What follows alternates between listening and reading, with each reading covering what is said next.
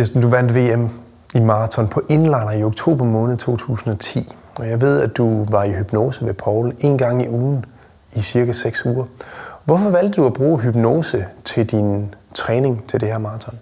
Jamen, det var fordi, at jeg var til EM blevet slået af en italiensk kvinde, som er rigtig en god sprinter. Men udover det, så har jeg også mødt hende til EM i 2009, og hun har en meget aggressiv adfærd.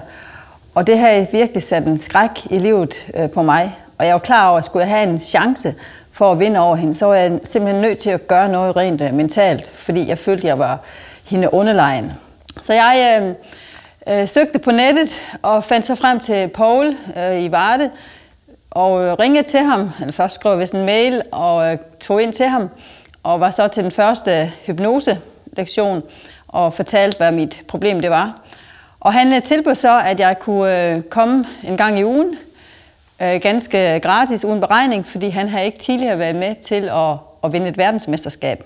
Så det sagde jeg selvfølgelig ja tak til. Og under hypnosen, jamen dels så kom jeg i en dyb form for afslapning. Vi arbejdede meget med mine negative tanker, og også meget med at sikre, at når jeg havde brug for det, at jeg så fik den rigtige energi. Hvordan forløb selve hypnosen? Jeg forestillede mig, hvordan løbet det var på forhånd, og også rent omkring teknikken, hvordan jeg skulle gebærde mig, når jeg var ude og løbe. Og det er lidt sjovt, fordi under alle de gange, hvor jeg var i hypnose, hvor jeg forestillede mig, at jeg ville øge afstanden mere og mere i forhold til hende her italiener, så kom det faktisk til at gå, som jeg havde forestillet mig. Netop at jeg rykkede fra hende og lagde større og større afstand, så jeg vandt suverænt over hende med 1 minut og 2 sekunder, sådan at det ikke blev et opgør i spurten. Udover det, så har jeg så også arbejdet som rent mentalt med at have det mentale overskud, vise sikkerhed og selvfølgelig også imødekomme hende på en positiv, god måde. Så da jeg mødte hende, inden at vi skulle til at løbe, jamen så kunne jeg sige ciao, og så hendes navn, og prøve at sætte mig ned og snakke lidt italiensk, for hun kunne hverken snakke engelsk eller tysk eller spansk eller noget, kun italiensk.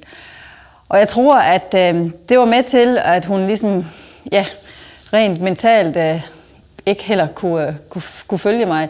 Udover hypnosen, hvad har Poul ellers hjulpet dig med? Det er også meget brugt både før og også specielt, da jeg var i Italien dagen inden. Det var at lytte til et bånd, som Poul han havde indspillet til mig. Det brugte jeg rigtig, rigtig meget for at hele tiden rent mentalt dels komme i afslapning og ikke være for nervøs, for selvfølgelig er man det. Det skal man også være til en vis grad.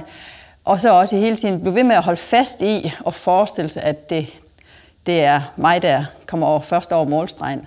Så det gik, som Poul han havde sagt, vi vinder det her VM.